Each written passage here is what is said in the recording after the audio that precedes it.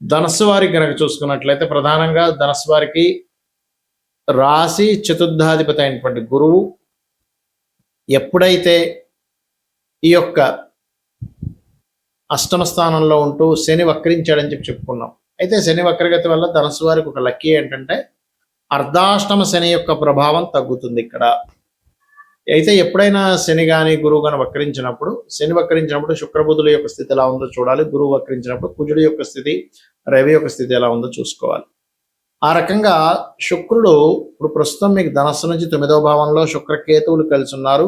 August 2 నుంచి శుక్రుడు నీచపడతాడు దశమ స్థానంలోకి వచ్చి. మరి శని యొక్క వక్రగతి నీచపడి శుక్రుడు మీరు చూస్తున్నందుకు ఎటువంటి ఫలితాలు జరుగుతాయి, మీ జన్మజాతకంలో కనుక ఏదైనా వక్రించిన గ్రహం ఉన్నట్లయితే ఎటువంటి ఫలితాలు కలుగుతాయి అనేటువంటి అంశాలు చెప్తుంది నేనైనప్పటికీ చెప్పిస్తుంది సాక్షాత్ లలితామ్మ వారిగా భావిస్తూ ఆ లలితాంబిక అమ్మవారి యొక్క అనుగ్రహం మీకు పరిపూర్ణంగా కలగాలని మనస్ఫూర్తిగా కోరుకుంటూ, ఇక్కడ మీ యొక్క లగ్నానికి ధనాధిపతి తృతీయాధిపతి చతుర్థంలో వక్రిస్తున్నాడు.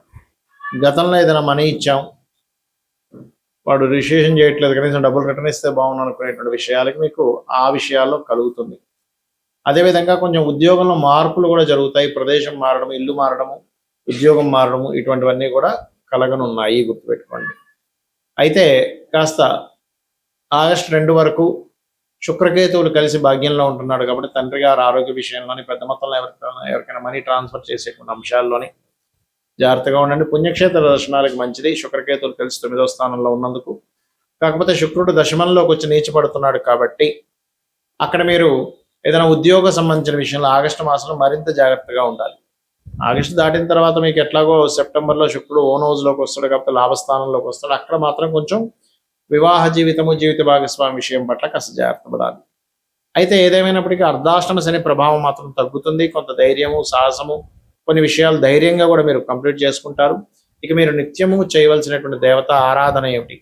లక్ష్మీ నరసింహస్వామి యొక్క ఆరాధన చేయండి, మీకు అన్ని విధాలా బాగుంటుంది. మరియు నవగ్రహాల్లో శుక్రుడు, కేతువు, శుక్రగ్రహం దగ్గర శుక్రవారము, కేతుగ్రహం దగ్గర మంగళవారము, శని రాహుగ్రహాల దగ్గర శనివారం పెట్టండి. లేనట్లయితే అన్నీ కలిపి శనివారం రోజు కూడా ఆ గ్రహాల దగ్గర దీపారాధన కనుక చేసినట్లయితే మీకు అన్ని విధాలా బాగుంటుంది. మనకి వక్రగతి అనేటువంటిది ఏమిటి అని చెప్పి చూసుకున్నట్లయితే, ఒక గ్రహం వక్రించినప్పుడు మీరు జన్మనెత్తారు అంటే ఇది పాస్ట్ లైఫ్ కర్మ బ్యాలెన్స్ ఉన్నటువంటి దాన్ని క్లియర్ చేసుకోవడానికి మనిషి జన్మనెత్తాడు అనేటువంటిది అర్థం.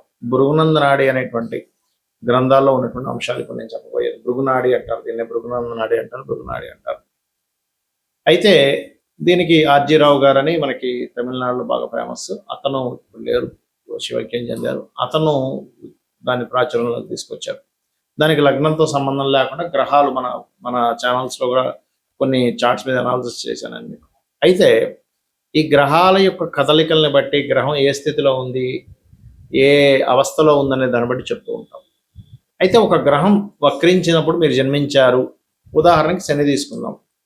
మీ లగ్నం నుంచి ఎన్నో అధిపతి అనేటువంటిది పర్సనల్ చార్ట్లో చూసుకోవాలి. ఎన్నో అధిపతి మేషం అయితే 10, 11 అధిపతి ఉంటాడు.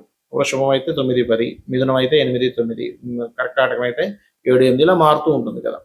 అలాగా ఎవరికైనా జన్మజాతకంలో మీ పర్సనల్ చార్ట్లో శని కనుక వక్రి రెట్రో అని ఉంటుంది ఇంగ్లీష్లో. అయితే అలా ఉన్నప్పుడు మీరు అర్థం చేసుకోవాల్సింది ఏంటంటే, మీరు ఉన్న ప్రదేశంలో మీరు ఎంత కెరియర్ పరంగా ఎన్ని ప్రయత్నాలు చేస్తున్నా మీ కెరియర్ ఎదగట్లేదు అంటే మీరు అర్థం చేసుకోవాల్సింది ప్రదేశం మారితే మీ కెరియర్ ఎదుగుతుంది. అయితే ఇక్కడ ఒక చిన్న కండిషన్ ఏమిటంటే, మనం ఇప్పుడు చెప్పుకోబోయేటువంటి గ్రహాల్లో ముఖ్యంగా శని, గురువు, బుధుడు, శుక్రుడు, కుజుడు 5 గ్రహాలే.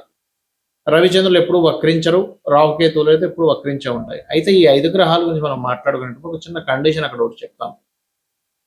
ఏ భావంలో అయితే శని వక్రించాడో దాని వెనక రాశి ఫలితాలు ఎక్కువగా ఇస్తూ ఉంటాడు.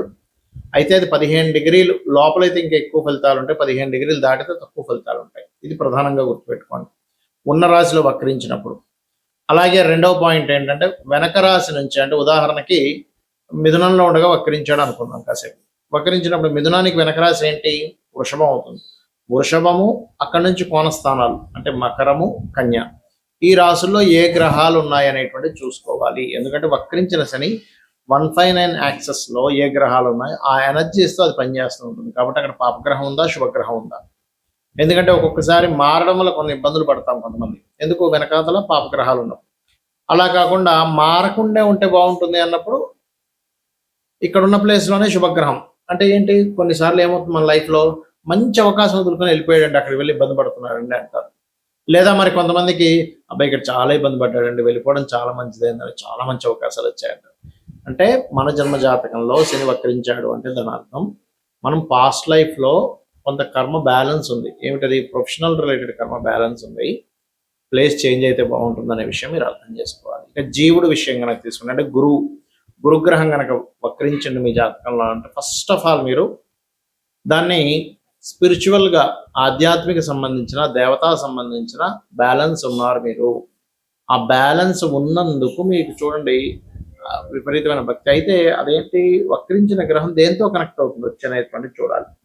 ఆ బ్యాలెన్స్ ఏదైతే ఉందో దాన్ని క్లియర్ చేసుకోవడానికి పుట్టాడు జీవుడు. అందుకని ఎక్కువ చాలా మంది గురువు వక్రించి కనుక కేతుతో సంబంధాలు కలిగినప్పుడు వాళ్ళు ఏంటి ఎక్కువ దేవతా ఆరాధన చేయడము, మనసు నిండా ఎప్పుడు చూసినా సరే మనసులో దేవతా ఆరాధన ఉండడం, అదేవిధంగా క్షేత్రాలకు వెళ్ళడం, ఎటువంటి మాసం వచ్చినా ఆ మాసంలో ఉండేటువంటి ప్రత్యేకత ఏంటని చేయడం, లేకపోతే అనుక్షణము అలా చేయకపోయినా ఏదో ఒక నిత్య దేవతారాధనలో నిష్టగా చేయడం లాంటివి జరుగుతూ ఉంటాయి. వీళ్ళేంటి అంటే గురువు వక్రగతి కాబట్టి స్పిరిచువల్ రిలేటెడ్ ఏదో బ్యాలెన్స్ ఉంది అని అర్థం చేసుకోగలగాలి. అదేవిధంగా సంతానం సంబంధించిన విషయాలు కూడా ఉంటాయి అందులో. ఇక మూడో విషయం శుక్రుడు కనుక ఎవరికైనా వక్రించాడు అంటే మీరు సిస్టర్స్కి లేకపోతే జీవిత భాగస్వామికి సంథింగ్ బ్యాలెన్స్ ఉన్నారు అంటే ఏదో కర్మ బ్యాలెన్స్ ఉంది. వివాహ సంబంధించిన విషయంలో వెనక్కి వెళ్తూ ఉంటాయి సంబంధాలు అనుకుంటున్నా కానీ ఆ రకంగా మీకు ఇబ్బంది అనేటువంటిది కలుగుతూ ఉంటుంది. అయితే ఇక్కడ శుక్రుడు కనుక మంచి గ్రహాలతో కలిసాడు వెనక్కి వెళ్ళి అప్పుడు ఖచ్చితంగా బాగుంటుంది, దానిలో ఎటువంటి సందేహం లేదు. అలా కాకుండా వెనక్కి వెళ్ళి వక్రించినప్పుడు ఆ శుక్రుడు అక్కడ మళ్ళీ పాపగ్రహాలు ఉంటే దానివల్ల ఏమవుతుంది అంటే ఫస్ట్ ఒక మంచి సంబంధం రావాల్సింది మిస్ అయిపోయిందండి, తర్వాత అది మిస్ అయిపోయిందని ఇంకో సంబంధం చేసుకున్నాం ఏదో ఆవేశంలో ఇబ్బంది పడదామని చెప్తూ ఉంటారు ఆ రకంగా. ఇక బుధుడు వక్రిస్తే నాలెడ్జ్ షేర్ చేయాలి. ఎప్పుడైనా బుధుడు కనుక మీ జన్మజాతకంలో వక్రగతిలో ఉన్నాడు అంటే మీరు నాలెడ్జ్ షేర్ చేయడం ద్వారా మీ పూర్వజన్మ కర్మ తగ్గుతుంది, గుర్తుపెట్టుకోండి. వక్రగతి యొక్క ఫలితం ఇది. ఇక అదే విధంగా మరొక విషయం ఏంటంటే ఈ బుధ గ్రహం వక్రగతి వలన ఇంకొక విషయం, కొన్ని సార్లు మనిషి సెటైర్లు వేస్తూ ఉంటాడు ఎక్కువగా. ఒక్కొక్కసారి ఆ సెటైర్స్ వల్ల అవతల వాళ్ళు నవ్వుకోవచ్చు, ఒక్కొక్కసారి అది ఇబ్బందిని ఇవ్వచ్చు. అయితే బుధుడికి వెనక రాసుల్లో ఉండే గ్రహాలు 159 బట్టి మీరు సెటైర్ వేయడం వల్ల అవతల నవ్వుతారా లేకపోతే అంటే హ్యాపీగా ఫీల్ అవుతారా, ఆ సెటైర్కి జోక్ వేసారని, లేనట్లయితే అదే మీకు ఇబ్బందిని ఇస్తుందా అంటే వెనక రాసుల్లో ఉండే గ్రహాలు డిసైడ్ చేస్తాయి, గుర్తుపెట్టుకోండి. ఇక కుజుడు వక్రగతి చెందాడు అంటే మనం ల్యాండ్స్ తీసుకునే విషయంలో ఖచ్చితంగా జాగ్రత్తగా ఉండాలి. ల్యాండ్స్ కానీ లేకపోతే ఏదైనా ఒక మిషనరీ సంబంధించిన ఒక ఫ్యాక్టరీ తీసుకుంటున్నారు, ఈ యొక్క విషయాల్లో ఖచ్చితంగా జాగ్రత్తను వహించాలి, గుర్తుపెట్టుకోండి.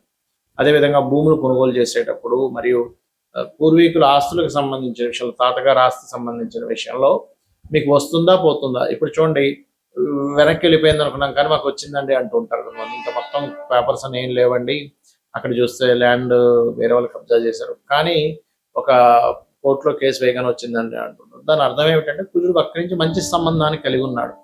అలా కాకుండా వక్రగతి చెంది పాపగ్రహ సంబంధం కలిగితే మీకు ఎట్టి పరిస్థితుల్లో భూమి రాదు. అలాంటప్పుడు కాస్త వారాహి అష్టోత్తరం చేసుకోవడం చేస్తాయి కూడా మీకు కలిసి వస్తుంది. అంటే దీన్ని బట్టి మనం అర్థం చేసుకోవాల్సింది ఏంటంటే ఒక వ్యక్తి వక్రించి ఉంది, ఒక గ్రహం ఒక జాతకంలో ఉంది అంటే అది పాస్ట్ లైఫ్ కర్మ క్లియర్ చేసుకోవాలని పుడుతున్నాడు. ఇక్కడ మరి ఏ గ్రహం వక్రించలేదు అప్పుడు ఏదైనా ప్రభావం ఉంటుందా? వక్రించిన నక్షత్రంలో ఏదైనా గ్రహం ఉంటే అది కొంత ప్రభావం ఉంటుంది. అదేవిధంగా ఇందాక నేను మీకు చెప్పాను రవిచంద్రులు, ఇక్కడ ఏమవుతుందంటే రవి కానీ చంద్రుడు కానీ వక్రించిన నక్షత్రం మీద ఉన్నప్పుడు వాళ్ళ నుంచి పొందాల్సిన పూర్తి స్థాయి ప్రేమ కావచ్చు, సపోర్ట్ కావచ్చు పొందలేకపోతుంటారు. లేదా వాళ్ళతో కొంచెం ఎడబాటుగా మీరు ఉండడం లేకపోతే వాళ్ళ మీద ఎడబాటు ఉండడం కూడా జరుగుతూ ఉంటుంది. చంద్రుడు మనస్కారకుడు, మాతృకారకుడు, రవి ఆత్మకారకుడు, తండ్రి కారకుడు కాబట్టి ఈ రకంగా జరుగుతూ ఉంటుంది.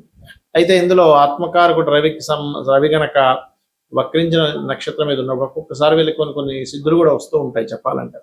కాకపోతే ఏంటంటే ఈ వక్రగతి ఒక 30-40 ఏళ్ల తర్వాత అది స్ట్రైట్ అవ్వడం కూడా జరుగుతుంది అంటారు శాస్త్రంలో. అంటే ఏమిటంటే అది ఇచ్చేటువంటి రిజల్ట్స్ కొంచెం స్ట్రైట్ ఉండే ఫలితాలు కూడా వస్తాయి అనేటువంటిది భృగునంద నాడిలో ఉంది. అయితే ఏది ఏమైనప్పటికీ కూడా గుర్తుపెట్టుకోండి, మీ జన్మజాతకంలో కేవలం ఈ ఏలినాడ్స్ అన్ననో లేకపోతే ఈ సర్పదోషాలనో ఇవి కాకుండా మీ పర్సనల్ చార్ట్లు ఎలా ఉందనేటువంటి చూసుకోండి. నిత్యము లలిత అమ్మవారి యొక్క ఆరాధన చేయండి. మీకు ఏ మహాదశ నడుస్తున్నా, ఏ అంతర్దశ నడుస్తున్నా ఆ గ్రహ సంబంధించిన దానం ఇవ్వడం, లేకపోతే ఆ గ్రహం దగ్గర దీపారాధన చేయండి. అన్ని విధాలా మీకు బాగుంటుంది. శ్రీమాత్రే నమః.